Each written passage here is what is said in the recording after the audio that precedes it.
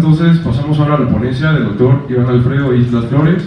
Él es licenciado en Ciencias de la Comunicación por la Facultad de Ciencias Políticas de la UNAM, es maestro en Comunicación, profesor de asignatura, y doctor en Ciencias Políticas. También es profesor de asignatura y ha impartido las materias Teoría del Discurso, Semiótica, Seminario de Metodología, Seminario de Semiótica de la Cultura.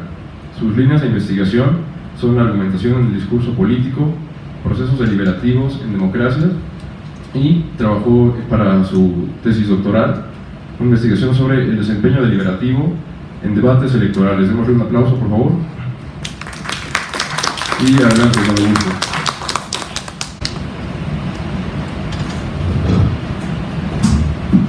Bueno, muchas gracias por la invitación. La verdad es que para mí es un placer estar aquí, porque además es un foro que no suelo pisar, la Facultad de Derecho. Solamente alguna vez tuve un curso que di sobre justamente teoría del discurso, pero era más metodológico. Igualmente, como que me disculpo de alguna manera porque no tengo los conocimientos sobre derecho justamente. Entonces seguramente estaré diciendo alguna que otra, algún atrevimiento, alguna tontería, pero espero que haya comprensión de su parte, sobre todo para los que sí están en este ámbito, pero creo que trataré de hacer un vínculo entre lo que desde la comunicación y desde la ciencia política se estudia respecto a los procesos argumentativos y lo que nosotros observamos cuando desde una distancia vemos el quehacer ya sea de los jueces, de los legisladores o de los que están justamente en el ámbito del derecho. Entonces la charla que yo propongo se llama Retórica en la argumentación jurídica, la función de la retórica en el discurso jurídico. Entonces ya de entrada, pues lo que pretendo es vincular o establecer un vínculo entre las técnicas retóricas o plantear que existe un vínculo entre técnicas retórico-argumentativas del discurso y el ejercicio de la argumentación jurídica.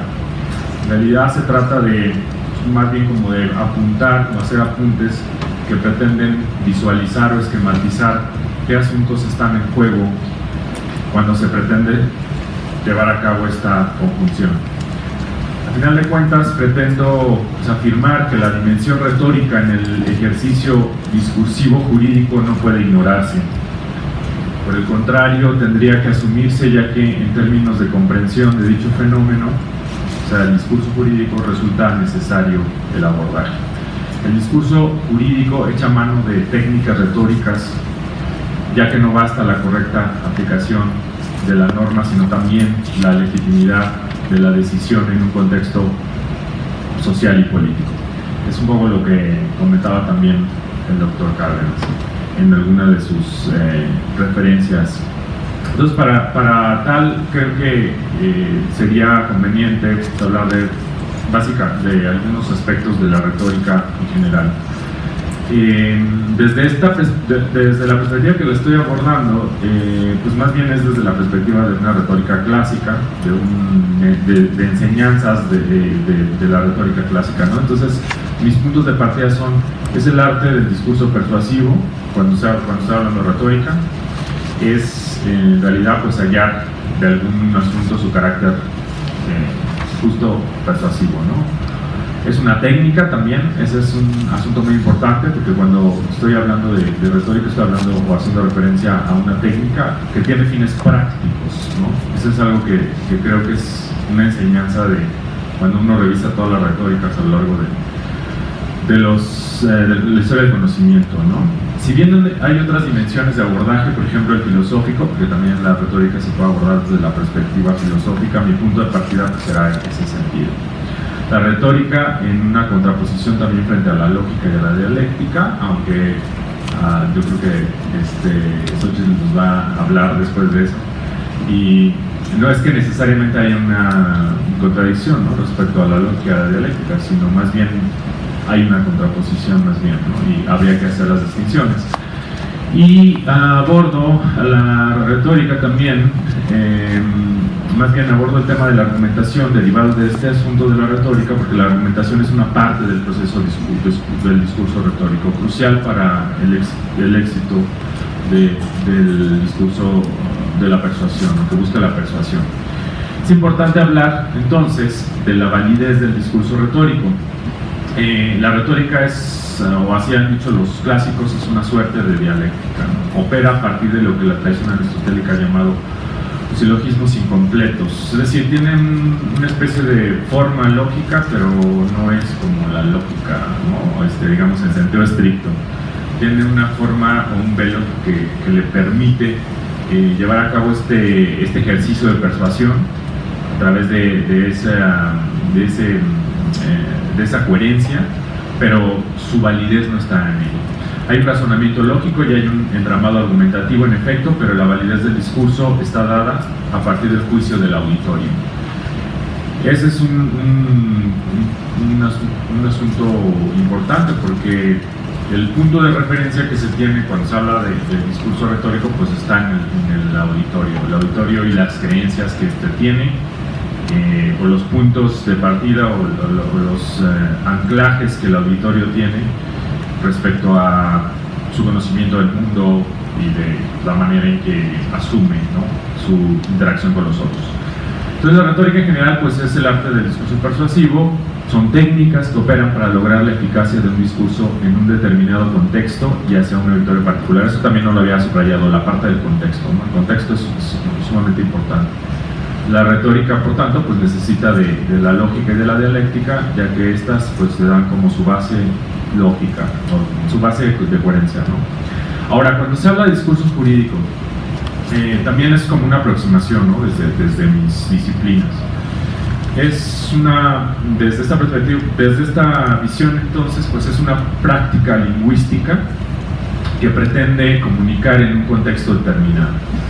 Es un suceso de comunicación verbal que involucra actores sociales que accionan o enuncian con ciertos fines, en este caso, acerca de aplicación de leyes y normas. O sea, sí es importante plantear que mi punto de partida pues, sí está muy influenciado por la teoría del discurso, y que hablar de discurso jurídico implica reconocer que es una práctica del lenguaje y que esta práctica del lenguaje tiene que ver con un rol que lleva a cabo el actor social, ¿no?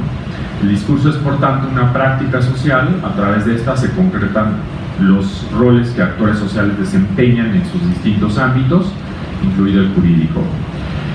Por tanto, el discurso jurídico puede ser entendido como un género, puede ser. También dentro de la literatura de la teoría del discurso se habla a veces de género, se habla a veces de, por ejemplo, sobre todo referido a su objeto, que serían pues las leyes, pero también a partir de cómo se estructura, cuáles son los rasgos formales que éste tiene, ¿no?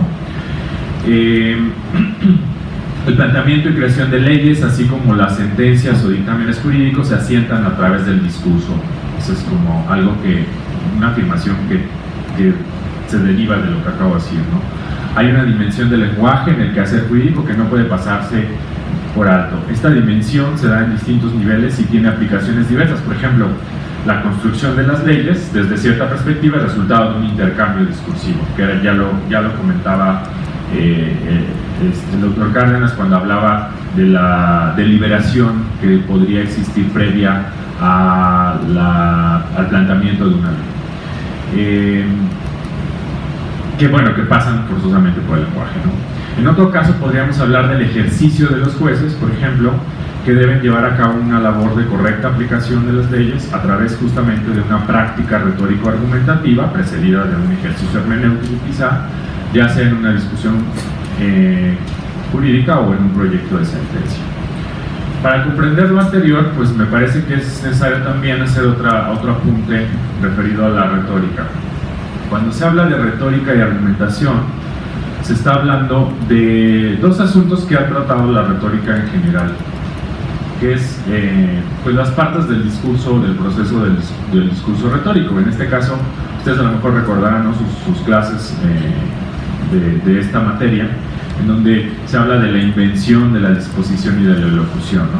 Entonces, en la invención es donde justamente se lleva a cabo el proceso en el que se hallan los argumentos o se hallan pues estos qués o estas sustancias.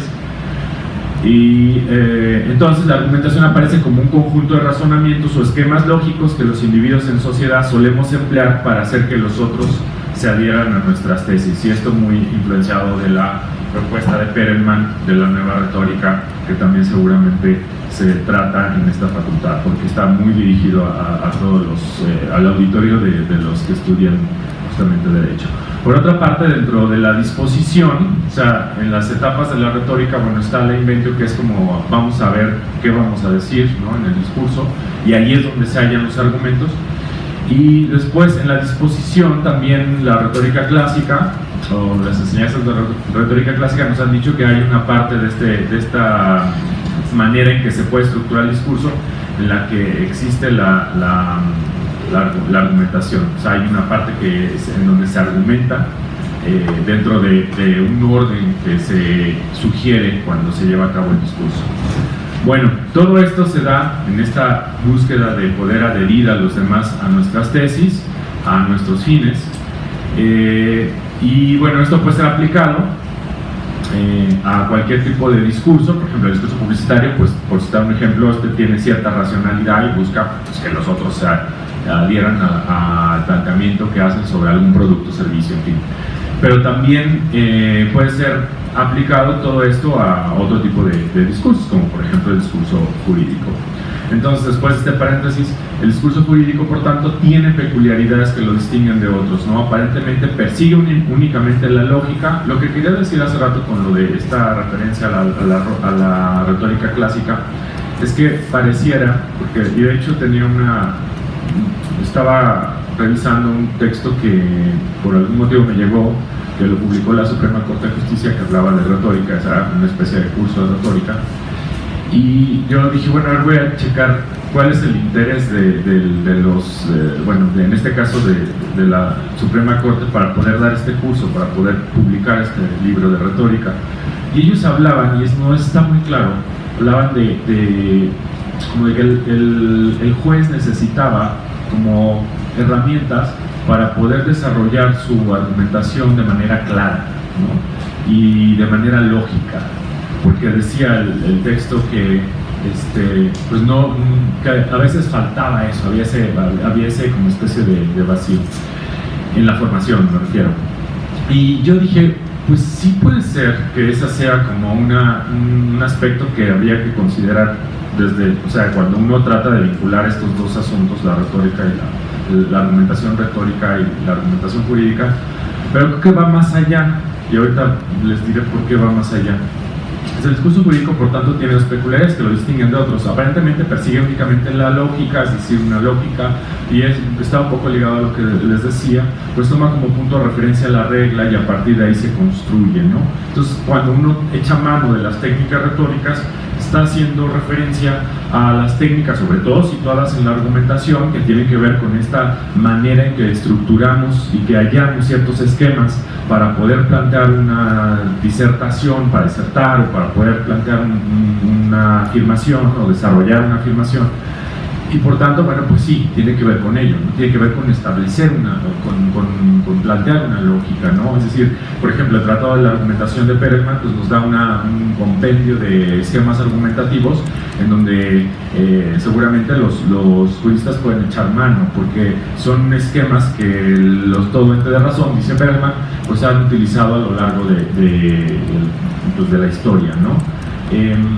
Pero yo creo que hay problemas mucho más, más fuertes, ¿no?, en esta relación. Observo ciertos problemas cuando se trata de clarificar la relación entre retórica y discurso jurídico. Por ejemplo, me hago preguntas, ¿no? ¿Es un asunto solo de exposición y por tanto entonces la retórica o la técnica retórica nos ayuda a la exposición? Es un asunto de exégesis, es decir, es un asunto de interpretación y por tanto también la retórica nos ayuda a poder establecer exégesis. Es un asunto de traducción también, o de clarificación, como por ejemplo nos hablaba el doctor Cárdenas cuando decía que en algunas regiones teníamos que hablar o sea, puntualizar, ¿no?, a partir de los contextos y por tanto pues hacer una traducción. Es un asunto de lograr la coherencia entre la regla y su aplicación frente a los hechos. Es un asunto ético y contextual frente al...